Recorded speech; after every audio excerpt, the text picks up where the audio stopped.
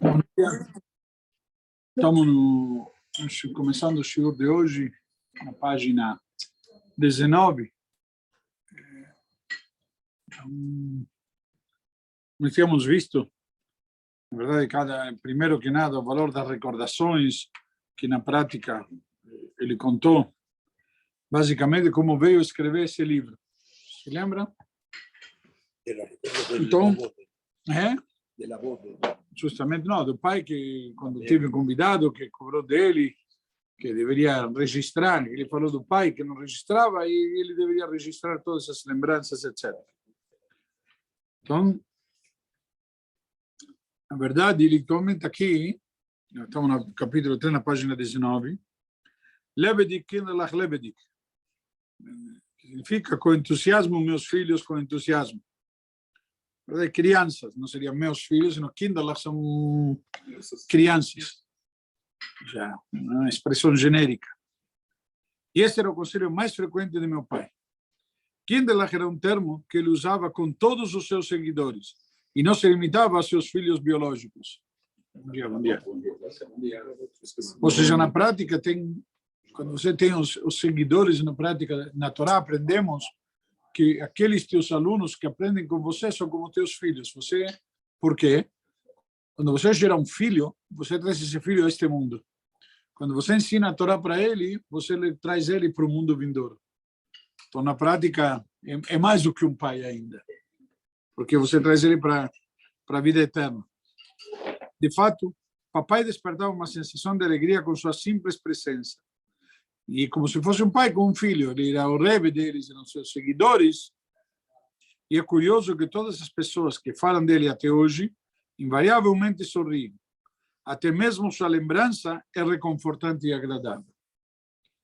Seu carisma estimulante foi, na verdade, um dos motivos pelos quais deixei o rabinato para adentrar na medicina. Papai tinha o costume de visitar assiduamente todos os hospitais locais para confortar os membros de sua congregação, bem como os conhecidos que lá estavam internados. Após minha ordenação, quando me tornei assistente do papai, sugeri-lhe que poderia aliviar sua carga alternando com ele os dias de visitas hospitalares. Concordou de imediato e me dizia quem eu devia visitar. Certo dia, entrei no quarto de um paciente e, após alguns minutos de conversa, ele me disse: "Sabe, Rabino, seu pai esteve aqui ontem. Eu sentira dores terríveis o dia todo e nada do que os médicos haviam me dado contra a dor fazia efeito." Então chegou seu pai e, como por um passe de mágica, a dor passou. Saí daquele quarto ciente de que essa era uma proeza que eu nunca conseguiria realizar. Temos uma bela fotografia de papai na qual ele está com uma expressão muito séria. Mamãe jura que deve ter sido um truque fotográfico, pois em mais de 50 anos de casamento, ela nunca o viu com uma expressão sisuda. De fato, havia um truque, mas não na fotografia. O truque residia na habilidade de papai em nunca deixar que essa seriedade fosse comunicada em estado puro. A seriedade de papai foi fundamental, pois na ausência desta, nós nos teríamos tornado crianças mimadas e também adultos mimados. No entanto, assim como o sabor de alguns ingredientes essenciais de um prato nunca é sentido como tal, e eles fazem sentir sua presença pelo efeito produzido sobre os outros ingredientes, a seriedade de papai estava presente, mas nunca pode ser identificada. Ou seja, você pode ser sério, mas não precisa ser irado, não precisa ser nervoso, não precisa ser mal-humorado, mal encarado e assim por diante. Ok? É uma lição importante para nós. Ou seja, ser sério não significa ser andar emburrado o dia inteiro. Sim, mas a ideia que eu quis dizer, não sei, talvez seja sisudo, mas, sabe, o cara que anda fechadão o dia inteiro, não esboça um sorriso. Sério não tem nada a ver com isso. Introspectivo, talvez. Não, aqui é mal encarado, sabe? É que as pessoas acham, por exemplo, vou dar um exemplo com o Rabino, não? Para não ofender ninguém, fica mais fácil. O Rabino tem que chamar de senhor. Só que você pode faltar com respeito chamando de senhor e pode ser muito respeitoso e carinhoso chamando de você. Bom dia, Isa. Certo? Então, isso é um exemplo prático, que respeito não passa por aí. Então, a seriedade, da mesma maneira, não passa por esse lugar. Ok? A personalidade e o comportamento de papai representavam para mim toda a essência do judaísmo racídico. Uma atitude intensa, persistente e contagiante de simcha, alegria, que não era em nada incompatível com a dura realidade da vida, nem com as limitações, privações, nem mesmo desgraças que encontramos ao lidar com essa realidade. De fato, era precisamente quando os ânimos estavam em baixa que se ouvia a revitalizante exortação. Levedik, Kindlach, Levedik. E, na verdade, nós já estudamos a importância da simcha, lembram? Com simcha tudo fica mais fácil, etc.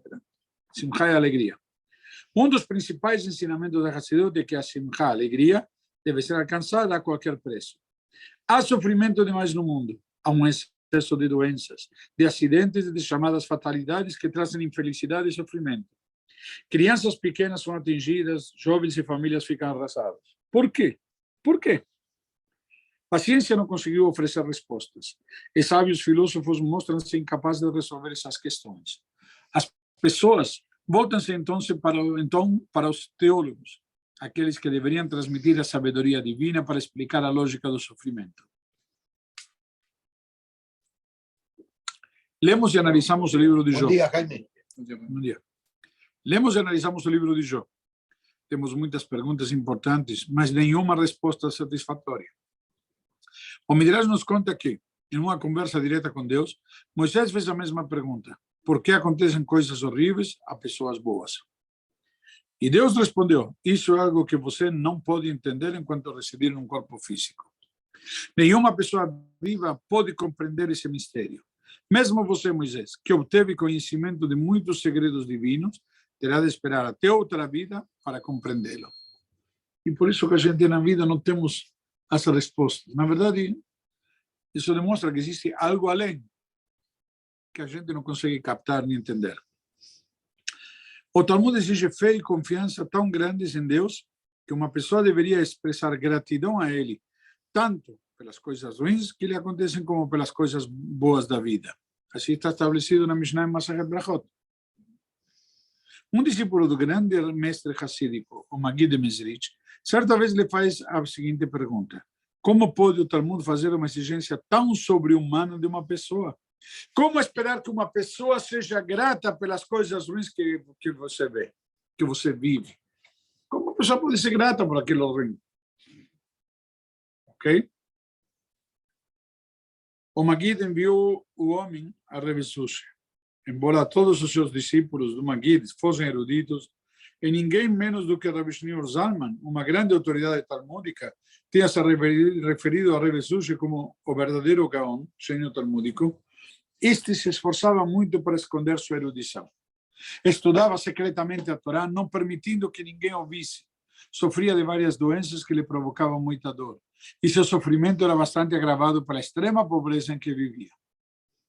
Quando o homem se dirigiu a Rebbe Sushi com sua pergunta, por que as coisas ruins acontecem a pessoas boas, etc., por que há sofrimento no mundo e demais, este lhe respondeu que com certeza houvera algum engano, que ele seguramente não vira bem.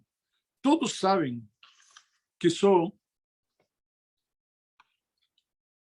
um ignorante, afirmou ele. Nada sei do Talmud. O Magid deve tê-lo mandado procurar outra pessoa. O homem disse que não se enganara e insistiu em fazer-lhe a pergunta, o que finalmente conseguiu. Veja bem, continuou Jesus, isso apenas comprova que você está enganado. Como eu poderia explicar que alguém pode ser grato por coisas ruins que ocorrem se nunca me aconteceu nada de ruim? O cara vivia na extrema pobreza, sofria de um monte de doenças e nunca lhe aconteceu nada de ruim. O que nós chamaríamos em português o protótipo do Shlimaz. O cara que tem má sorte. Tudo dá errado. E nada aconteceu de ruim com ele. Como pode ser? O homem olhou para Rebbe Sushi, que estava fraco de tanta fome, torturado pela dor e vestido com roupas esfarrapadas, e compreendeu a resposta à sua pergunta. Supõe-se geralmente que simcha seja incompatível com sofrimento. A Hassidut concilia os dois.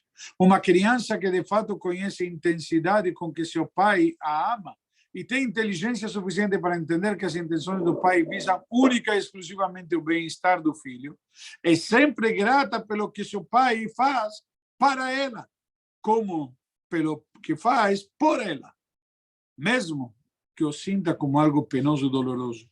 Papai não está me deixando brincar, papai não me está deixando isso, papai não me deixa aquilo. Mas ela entende que tudo isso é para o bem dela. Quando estamos angustiados, choramos e pedimos ajuda ao Todo-Poderoso. Rebor de Mejibus citava o Talmud: os portões da lágrima nunca serão fechados. Surge a pergunta, Surge a pergunta, por que então, perguntava ele, a necessidade de um portão se ele nunca estará fechado? Tem os prós e os contras. Mas se nunca está fechado, para que tem portão?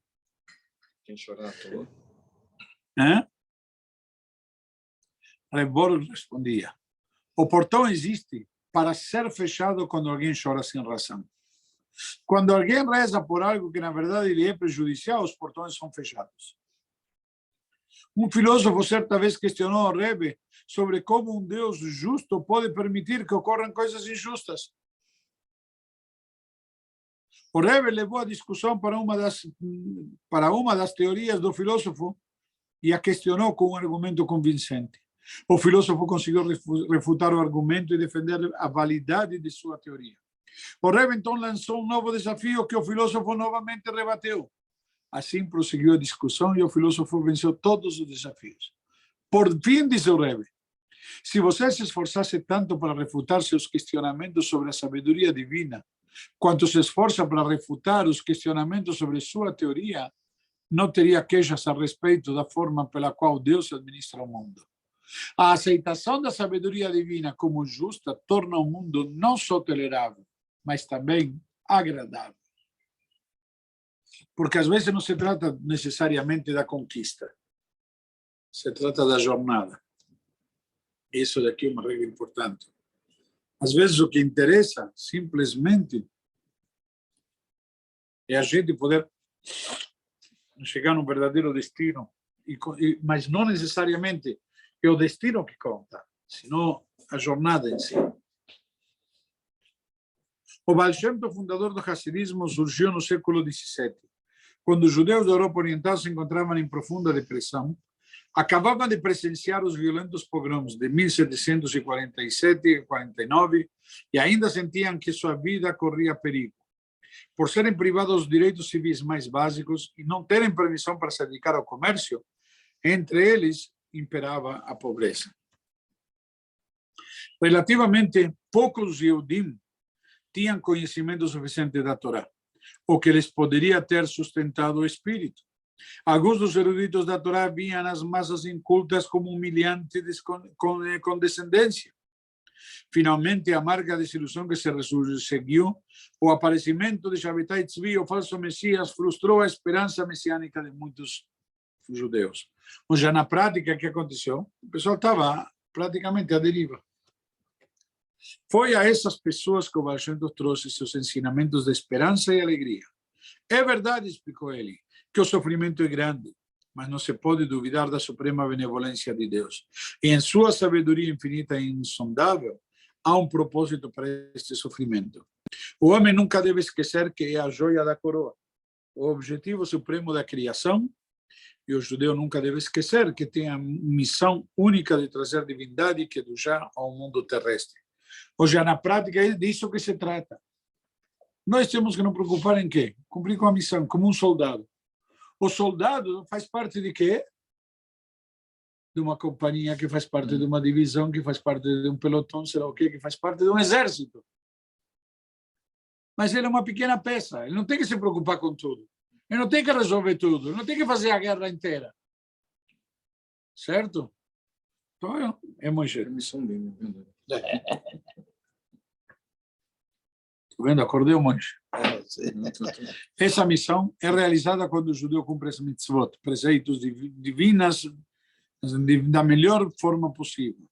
Portanto, a devoção sincera do judeu inculto, que coloca todo o seu coração em suas orações e boas ações é tão estimada por Deus quanto a prece do mais eminente erudito. De fato, quando um judeu corre para casa no fim do dia, depois de horas de trabalho árduo, e, percebendo que faltam poucos minutos para o pôr do sol, põe-se a recitar minhá, apressadamente, com medo de se atrasar e perder a hora da reza, saiba, afirmou o Baal Shem Tov, que as hostes celestiais estremecem diante da santidade dessa prece. Ao cumprir os mandamentos divinos tão bem quanto pode, a pessoa estabelece uma relação íntima com Deus. E isso deveria fornecer razão suficiente para simchá. O vínculo que ele tem com Deus é um motivo suficiente para se alegrar e comemorar. De fato, um parênteses, inclusive está trazido, o Baal Shem Tov explicava que minhá é a reza mais querida por Deus. Minhá parece a mais curta. Minhá não tem o Shema, não tem muitas coisas, entre aspas, como tem Shacharit Arvit. Mas minhá é a mais querida, explicava ele. Por quê? Porque a gente deve dar uma parada na nossa rotina para pôr a Deus no meio. Agora, não tanto, mas quando chega inverno, que minhá é 5h20, mais cedo praticamente, e você faz shacharit de manhã antes de começar teu dia. Acorda, tá bom, vai para a sinagoga, mas encara teu dia. À noite, no final do dia, faz arvit. Pode ser 9 da noite, 9h30, até minyanim, que se faz 9h30, 10, depende, com kolel, etc. Então, na prática, tem o minyan de arvit. E minhá. Minhá, faço daqui a pouco, agora é o horário do almoço, agora tem uma reunião, agora tem uma consulta, agora tem... Quando vai ver, o dia passou. Ele precisa interromper toda a sua rotina, para quê? Para se dedicar a Deus. Para parar, dizer, paro tudo, neste momento importante é Hashem. O meu contato, a minha relação com Ele. Essa é a importância da minhá. Por isso que a minhá é importante, e aqui ele chega que todas as hostes celestiais se estremecem. Nem mesmo a tristeza do remorso deveria extinguir a simchá. Por quê? O remorso, na verdade, está explicado no Tânia, não deve ser tristeza, deve ser o quê? Uma atitude de amargura. No Tânia se explica qual a diferença entre tristeza e amargura. Qual a diferença? A diferença entre tristeza e amargura é um momento. Você sente um sabor amargo, depois come algo doce e acabou, passou. Tristeza é um estado de espírito. Vai levar a depressão. Exatamente, pode te levar a depressão, te detonar, te estragar. Enquanto que a amargura, você dá a volta por cima. Todo o intuito da amargura é te fazer virar. Então, justamente isso. Por isso que o remorso não deve ser de tristeza. Entendeu? Que extinguiria a alegria. O remorso que uma pessoa sente por ter errado é fundamental. Assim como o luto pela retirada divina do santuário de Jerusalém e por o exílio de Israel. Mas esses acontecimentos não precisam e não devem causar tristeza. Percebi claramente que luto e alegria não são mutuamente excludentes no Kotel. Onde, em minha primeira visita, numa quinta-feira, rasguei minha roupa como expressão de pesar, seguindo o regulamento alágico da lei, hoje que a lei judaica estabelece. Quando você vai no Kotel primeira vez, deve rasgar a roupa. Por isso que muita gente vai no Kotel quando? Primeira vez? Quando vai para Israel? Shabbat. Que Shabbat não se pode rasgar roupa. Isso é alahá? É alahá. Quando você vê o lugar do Beit HaMikdash destruído, você tem que rasgar a roupa, é sinal de luto. Não temos o Beit HaMikdash. Pois você vai ter que voltar. Eu tenho que voltar, porque eu não rasguei. Não sabia. Mas volta de Shabbat. É verdade, muita gente aproveita e vai de Shabbat. Pero a primeira vez de cada viagem, não a primeira vez em total. Não, cada viagem depende. Você vai toda semana? Depende da frequência, sim. Onde me implementaram? Aqui. Na noite seguinte, no serviço da véspera de Shabbat no Kotel, de mãos dadas, dançamos em júbilo para dar as boas-vindas à rainha de Shabbat. Eu me recordo de ter pensado, este é um lugar de dor ou de alegria? A resposta, evidentemente, é que constitui um lugar para ambos os sentimentos. E, na prática, isso me faz lembrar, deixa eu terminar a frase, devia ser essa a intenção do Rebbe de Ropshitz, quando dizia que a simchá deve ser tão intensa que, mesmo quando há necessidade de luto, a pessoa deve aprender a se lamentar com alegria. Da mesma forma, o remorso, a autopunição e a humildade que são exigidos do judeu não precisam resultar em tristeza. Na prática, me lembro quando a gente estava fazendo o projeto da sinagoga, aí a arquiteta me perguntou, tivemos umas reuniões, sobre qual espírito que eu queria transmitir. Que quando você faz arquitetura, você tenta, de alguma maneira, colocar o espírito da mensagem, do que o lugar representa. Eu falei que a sinagoga representa muitos sentimentos antagônicos. E não somente antagônicos, às vezes opostos, inclusive, mas já mais do que antagônicos. Por quê? Porque você pode ter no mesmo dia uma pessoa falando Kaddish e um pai que acabou de nascer um filho. E ambos vindo na Torá. Um veio para agradecer e outro veio para falar o Kaddish. Ou seja, como realmente nós vemos aqui essa, como se chama? Essa diversidade, e a sinagoga é um lugar para todos. E nós queremos que todo mundo se sinta bem. Ou seja, não pode ser um lugar de luxúria, não pode ser um lugar de seriedade demais, não pode ser, porque tem que poder abranger da mesma maneira um como o outro. E acolher um como o outro. O grande Rebbe de Karlin fazia uma distinção cuidadosa entre o sentimento de humildade, do reconhecimento de que a pessoa ainda não começou a realizar sua missão na Terra, e o sentimento de depressão, de se sentir desvalorizado e desesperado. O primeiro é construtivo, já que falamos de amargura antes, é construtivo. Por quê?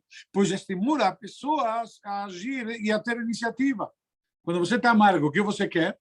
Comi algo ruim, me dá um suco, me dá uma água, me dá um doce, me dá um chocolate. Ele procura tirar essa amargura da boca. Acabou. Bola para frente. Agora, a tristeza e, como falamos, depressão te leva para ladeira abaixo.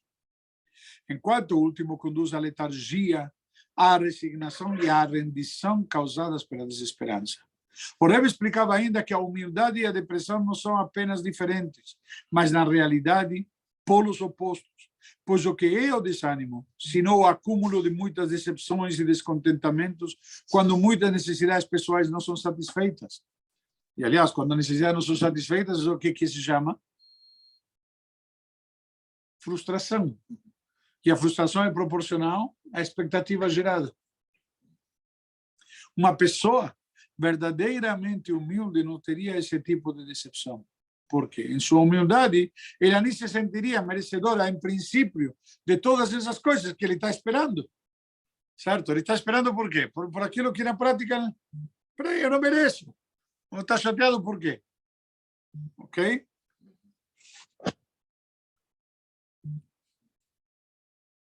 Então, porque na prática, voltando a uma pessoa verdadeiramente humilde, não teria esse tipo de decisão, porque em sua humildade ela não se sentiria merecedora, em princípio, de todas essas coisas. Autoanulação na presença de Deus é o segredo. Se você é nada, não pode querer absolutamente nada. Então, se eu sou nada, que não, eu mereço, eu preciso, me corresponde, sabe? Essa autoanulação proveniente da humildade é totalmente diferente do sentimento de falta de valor causado pela depressão. É a mesma nulidade do brilho de um fósforo aceso colocado junto ao sol ardente, tornando-se a pequena chama imperceptível, por causa da claridade intensa do sol. É a anulação do homem na presença de Deus. Na verdade, a pessoa pode se sentir orgulhosa e privilegiada por esse nada ter sido incumbido pelo soberano de todo o universo de cumprir uma missão. Assim, vai se alegrar com essa honra e procurará fazer jus a ela. Ou seja, na hora que você para e pensa, peraí, quem sou eu? Olha o mundo inteiro. Nós somos gurnis. O teu voto ontem não fez diferença. Certo? Aí você nada dentro do Brasil. E o Brasil é nada dentro da humanidade toda. Quanto que são no Brasil? 200 milhões. Não chega nem a 10%, nem 5% da população mundial. O que é gurnis? Se perde. Então, o que você é? Você dentro da população mundial. O que é você dentro do universo? Mas Deus te escolheu, te deu Torá e Mitzvot para você cumprir com a missão divina. Deus te escolheu para ser seu parceiro. Puxa vida. Do fundo do poço eu fui para o topo. Do fundo do poço eu fui para o topo. Por quê? O fundo do poço, o que era? Que eu não sou nada. É Gornish. Por isso que diz o versículo, Va'anika fala coltie. Benafshirka fala coltie. Perdão, minha alma é como o pó da terra. Todo mundo pisa, está lá embaixo, acabou, não tem valor. Mas aí, quando eu paro e penso um pouquinho, e Deus me escolheu, é infinita bondade divina. Agora bem, vamos esclarecer e entender. Essa autoanulação proveniente da humildade é totalmente diferente do sentimento de falta de valor causado pela depressão. Quando você entra em depressão, você diz, eu não sou nada. Qual a diferença? Eu não sou nada porque não consigo nada, porque não importa, porque isso, porque aquilo. Você não deu valor. É a mesma nulidade do brilho do fósforo aceso colocado junto à luz do sol. Que diferença faz um fósforo, uma vela, ao lado do sol? Nada. Então, na verdade, a pessoa pode se sentir orgulhosa. Peraí, por quê? Porque apesar de ser um nada, eu por mim mesmo sou nada. Mas como escolhido de Hashem, eu passei a ter, opa, certo? Quem é o Moisés? Não, nem ninguém. Mas o tenente-coronel, não. Ele representa o exército brasileiro. Ele já tem uma farda, ele já tem uma insígnia, ele tem um uniforme. Ele é alguém. Não é ele. Ok? Então, assim, vai se alegrar com essa honra, procurará fazer jus a ela. Então, é um orgulho, uma honra, mas tem que ser digno. Então, para ser digno, tem que se comportar com dignidade, de acordo com o que a farda exige. Da mesma maneira, um Yehudi. Portanto, mesmo naqueles momentos da vida em que as circunstâncias não oferecem muitos motivos para alegria, existe razão para estar alegre. Quando você para e pensa, peraí, está escrito que o rei Davi, ele se sentiu, estava no banheiro, se sentiu mal. Por quê? Estava nu de mitzvot, até que viu o Brit Milá. Quando ele viu o Brit Milá, ele se alegrou. Então, mesmo aqui, quando não tenho nenhuma mitzvah, estou conectado com Deus. Então, simplesmente, mesmo que tem momentos que não oferecem motivos, existe razão para estar alegre. Por quê? Primeiro, o fato de estarmos vivos. O fato de que temos uma neshama, o fato de que Hashem nos escolheu. Como começamos todo dia de manhã.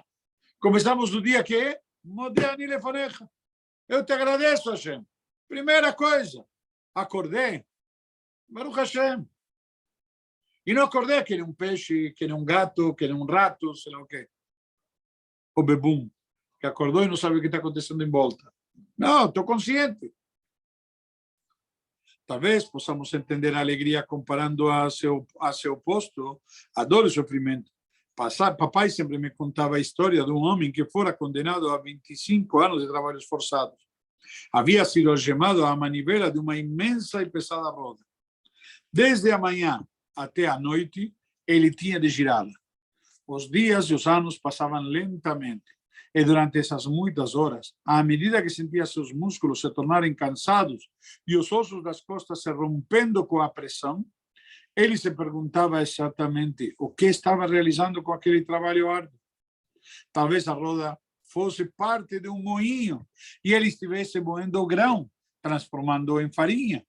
Ou, quem sabe, estivesse girando algo como uma roda de oleiro, ou gerando algum tipo de energia que estava sendo usada para ativar um tipo de máquina qualquer, tipo uma engrenagem.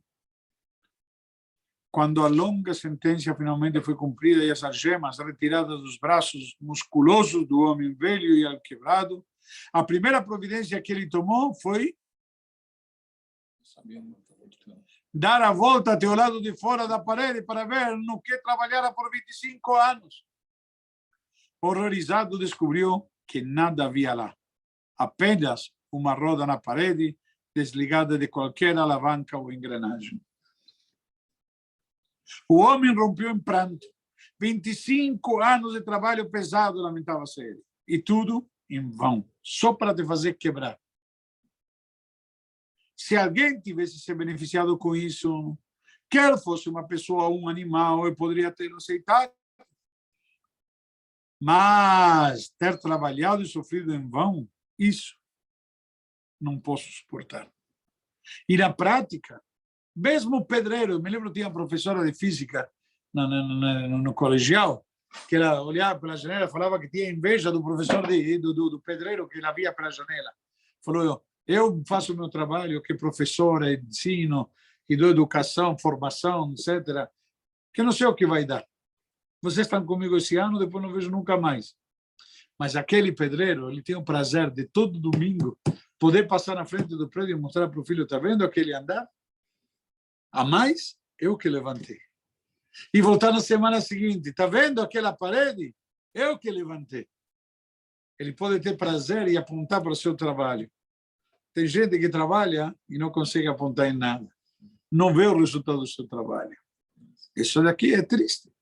Agora, quando você confia que você faz parte de um esquema maior, onde simplesmente você está escolhido por Hashem com uma missão e você está firme na tua missão, que você é um soldado fiel que está fazendo dignamente a tua função, então a máquina inteira está funcionando. Você não gira uma roda, uma manivela à toa. Não é à toa. Talvez você não entenda qual é o objetivo do teu como chama, do que você está fazendo. Mas tem que confiar que tem alguém por trás que ele pensou e te deu um trabalho, porque esse trabalho tem um verdadeiro objetivo no final. E um benefício. Não pode haver tristeza ou decepção mais profunda do que a vida de uma pessoa não ter objetivo, não ter um propósito. Isso é o pior que tem. Todos os nossos esforços podem ser empreendidos com facilidade, somente se existe um propósito em tudo isso. Agora, quando você não percebe o propósito, quando você não tem um propósito claro e nobre, então você trabalha. Trabalha para quê? Para trazer Parnassá para casa. Mas se nem Parnassá consegue trazer, então você vai se sentir mal, não vai gostar do seu trabalho. Ah, pode ser que eu não gosto do que eu faço, mas pelo menos consigo pagar as contas, tenho um estímulo, tenho uma ideia. Não é o melhor, mas o conceito, pelo menos, tem um propósito, te dá uma motivação. Mas se, como alguns filósofos científicos querem nos fazer crer, formos obras do acaso, sem nenhum objetivo supremo em nossa existência, então as tragédias da vida se tornam insuportáveis. A pessoa não entende, e como não entende, não vê o propósito, não vê o sentido, não vê nada. Então a vida é triste. Assim como o sentimento de falta de propósito representa o auge do desespero, a percepção do propósito é o ápice da alegria. E quando você está, como chama, funcionando com isso, você se sente estimulado. Tudo tem uma razão, tudo serve a um propósito. Existe alegria na realização. A mulher que sofre as dores do parto pode realmente chorar de dor, mas o sofrimento é atenuado por ela saber que está ganhando um filho. E se desejar ter outros, ela o fará tendo plena consciência da dor que precisará suportar, dos enjoos e dos vômitos e todas as dificuldades e como chama, as dores nas pernas e nas costas, isso e aquilo. Se não, as mulheres não teriam mais do que um filho, porque já passaram uma vez por isso, não, novamente não. A menos que ela se esqueça, tem pouca memória. Mas a mulher é um dos bichos que mais memória tem, não? Dos seres com mais memória, não esquece nunca. A antecipação da alegria suprema de criar um filho permite-lhe exclamar, cheia de júbilo, Mazel Tov, enquanto as lágrimas provocadas pela dor ainda escorrem pela sua face. Portanto, Lebedig Kinderlach, Lebedig, tudo vale a pena. Tudo. O que temos que saber encontrar o propósito certo, encontrar a perspectiva. Para por aqui. É engraçado que tudo isso que vive assim num mundo hoje, como sempre viveu, essas coisas estão sempre brigando, porque de um lado tem o materialista, que o propósito dele é só material, ele não consegue, mas ele não vê Deus. Então, dentro do materialismo, ele acha que se completa. Nós que acreditamos em Deus, a gente, mesmo com as amarguras, a gente pensa numa coisa superior. Mas você está falando certo, concordo com você em número de grau. Esse é o problema do materialista, que vive por dinheiro, e toda hora que ele não ganha dinheiro, Não faz sentido. Pode se suicidar. E às vezes mesmo com dinheiro.